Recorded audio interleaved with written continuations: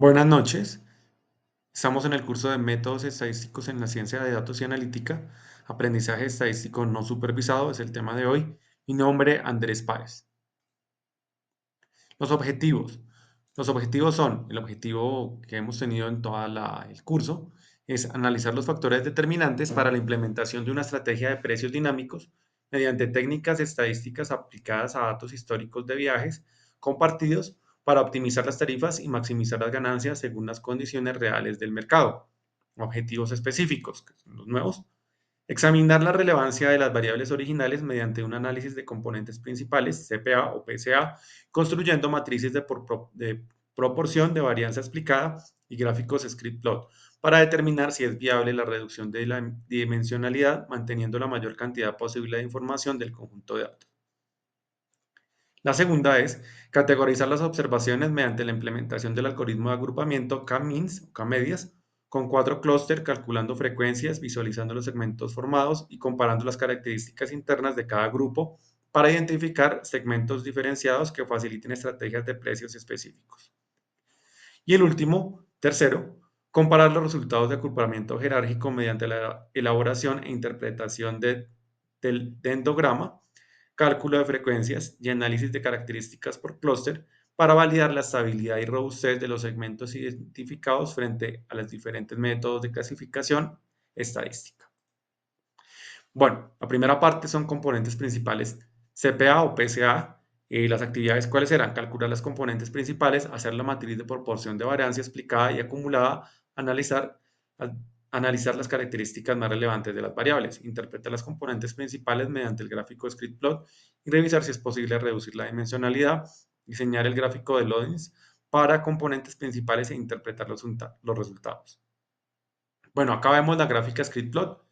Acá vemos que la proporción de la varianza explícita de cada componente, entonces la varianza va disminuyendo en cada componente. Entonces tenemos que en la primera tenemos una varianza pues como de 0,48 más o menos.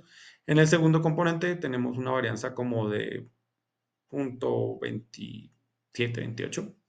Y es muy parecida, la tercera es un poquito más abajo. Y en la última sí ya nos damos cuenta que es muy pequeña. Bueno, ¿qué podemos deducir de esta gráfica? Esta gráfica podemos deducir que con 2 o 3 componentes acá tenemos bien la información, ¿no? Descrita bien la información. De hecho, en el loading, lo que me dice es cuáles componentes estoy mezclando para sacar el PC1, el PC2, el PC3 y el PC4, cuáles son las que estoy mezclando acá. Acá el número de viajes y el promedio de calificaciones para el PC1 es prácticamente nada porque somos 0,07, 0,01. Sin embargo, en la expectativa de duración del viaje y en el costo histórico es más o menos de un 70%, un 0,7, que eso me dice que esta componente principal 1 tiene mucha información de estas dos últimas características, ¿no? El PC2 es al contrario, tiene información del número de viajes y del promedio de calificaciones, tiene bastante información, como un 70%.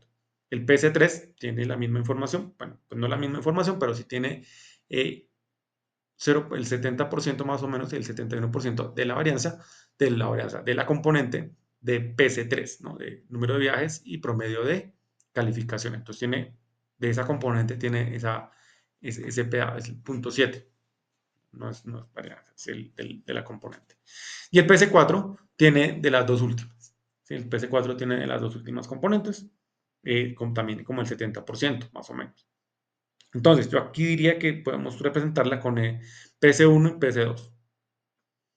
En el loading de las gráficas nos damos cuenta de lo mismo. El PC2 es la gráfica naranja, tiene el número de viajes y el promedio de calificaciones tiene más o menos un 70%. Y el PC1, que es la azul, tiene de expectativa de duración y de costo histórico, tiene también un 70%.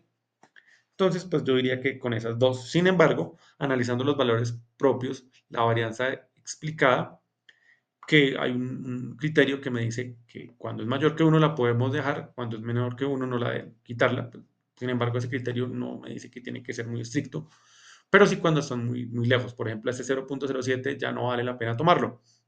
La tercera componente está en 0,99, que no alcanza a ser 1, pero tampoco está muy alejada de 1. Se puede tomar. Esta proporción de la varianza explicada me da que con dos componentes tengo un 73% acumulativa de la varianza. Y con tres componentes tengo un 98. Entonces ahí estaríamos jugando entre 2 y 3. Ahí tocaría estudiarlo. Sin embargo, pues podríamos comparar la de 2 o pues, bueno, la de 3. Ahí sí me tocaría hacer más comparaciones y mirar cuál me sirve mejor, según también la aplicación que vaya a hacer, ¿no? Bueno, pasamos al agrupamiento K-medias o K-means.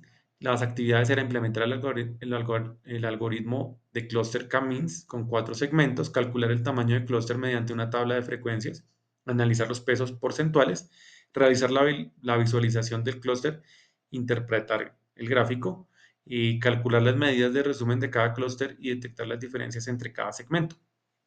Entonces, en el método del codo, como vemos acá, pues esta primera sí tiene bastante diferencia, 2, ¿sí? 3, estaría entre 3, ten en cuenta que de 3 a 4 cambia mucho menos que de 2 a 3, más o menos yo diría que tendría 3 características. En la frecuencia de los clústeres en porcentaje nos damos cuenta que el clúster 0 tiene el 23%, el clúster 1 el 24%, el clúster 2 el 26% y el clúster 3 el 26%, que es una buena segmentación porque casi todos tienen los mismos números de elementos. Entonces, pues por esa parte vamos bien. Vamos a mirar las gráficas. Entonces, la gráfica de dispersión, como vemos acá, nos damos cuenta que el clúster 3 y el clúster 1, acá lo estamos haciendo de 0 a 3. El clúster 1 y el 3, que es el rojo y el naranja, están como sobrelapados un poquito, están como muy encima de los dos. ¿Mm? Por eso, pues también concuerda con la gráfica del codo, que con 3 de pronto une estas partes.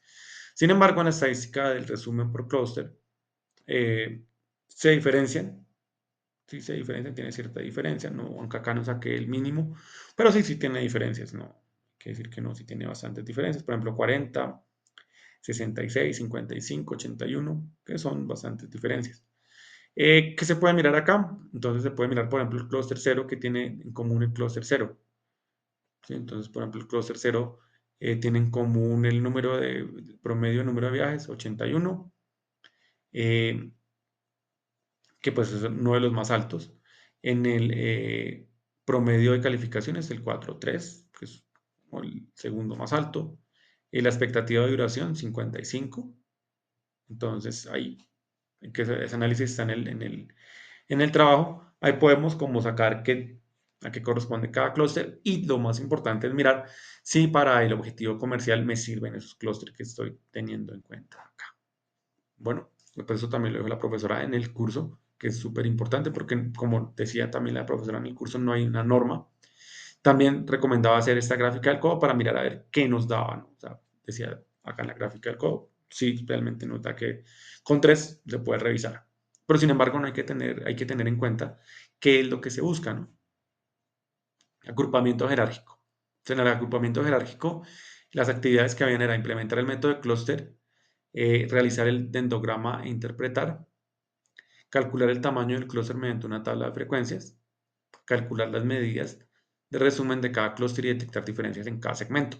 Acá el clúster jerárquico, si quisiéramos dividirlo también, que creo que eso también nos decía la profesora, pues acá miramos que la mayor la mayor distancia que tenemos acá entre estas dos ramificaciones es la de 2, porque démonos cuenta que en estas son muy pequeñas, entonces, pues la teoría nos diría que podemos diferenciarlo en dos grandes clústeres según el dendrograma del clúster jerárquico. Bueno, pues no está mal. Miremos acá el gráfico de dispersión. El gráfico de dispersión nos muestra que el clúster, acá está numerado del 1 al 4, nos muestra que el clúster 4 eh, está un poco sobrelapado con el clúster 3. Están ahí como uno encima del otro, pues pero no está tan mal. Sin embargo, el clúster 2 y el clúster 2, que es el amarillito, bueno, como el naranja, y el clúster 3, que es el verde, sí está uno prácticamente encima del otro. Eso es lo que se evidencia acá. La frecuencia, acá la frecuencia sí me da uno que tiene bastantes valores, que es el azul. Luego sigue otro que es de 20, uno de 19 y uno de 13, o sea que no está muy bien, no es que está muy bien clasificado. Tengo mucha, eh, mucha, está metiendo mucha gente en un grupo. Mucha gente en un grupo, tocará mirar a ver qué características tiene ese clúster uno. El clúster uno, ver qué características puede tener, porque es un clúster, por ejemplo, interesante. Podemos darnos cuenta que ahí puede ser la mayoría de clientes y como enfocarnos en esos clientes sería una buena idea, ¿no? Las medias, por ejemplo, nos dice que el número de viajes es 62, o sea que la gente que no es la mayor, la que mayor viajes hace, aunque pues 62% también es considerable.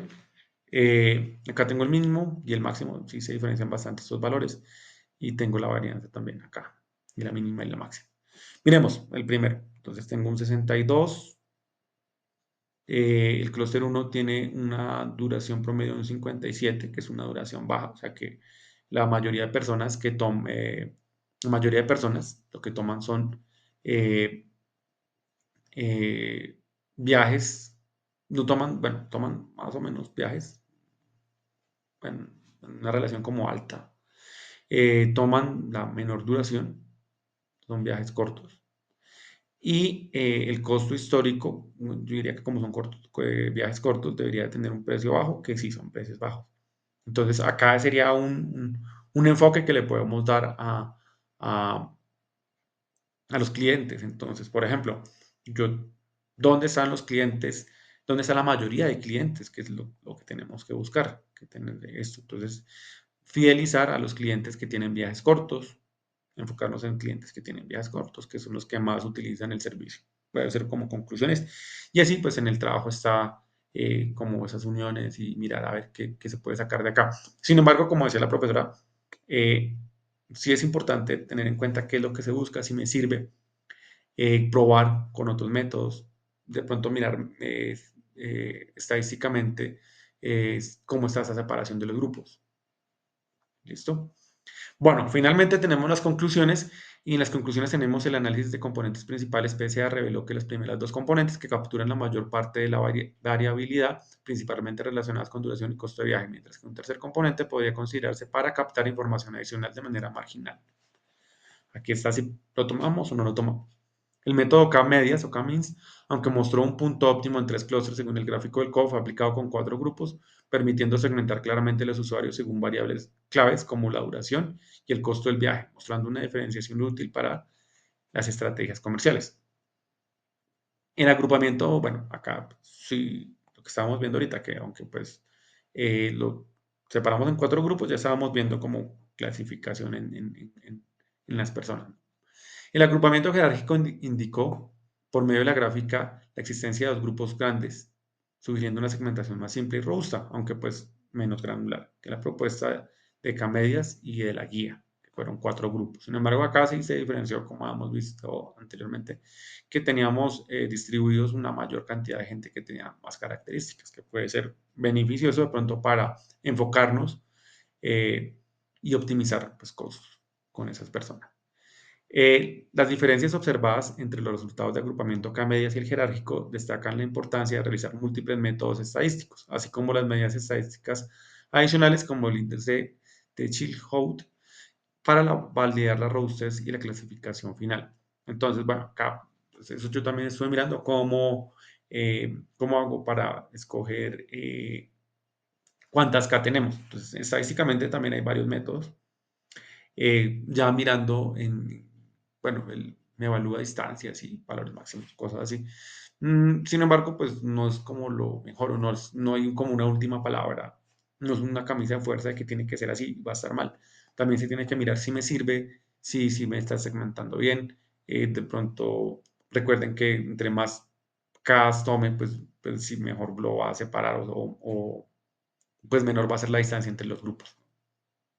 No es que menor va a ser la distancia entre los grupos, pero eso tampoco es que sea muy bueno.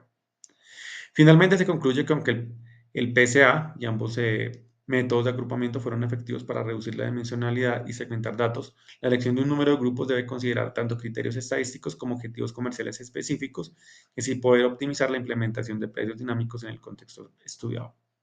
Entonces, no solamente se deben considerar los criterios estadísticos y criterios como los del CODO, sino también los objetivos comerciales para saber si qué tomamos o qué no tomamos.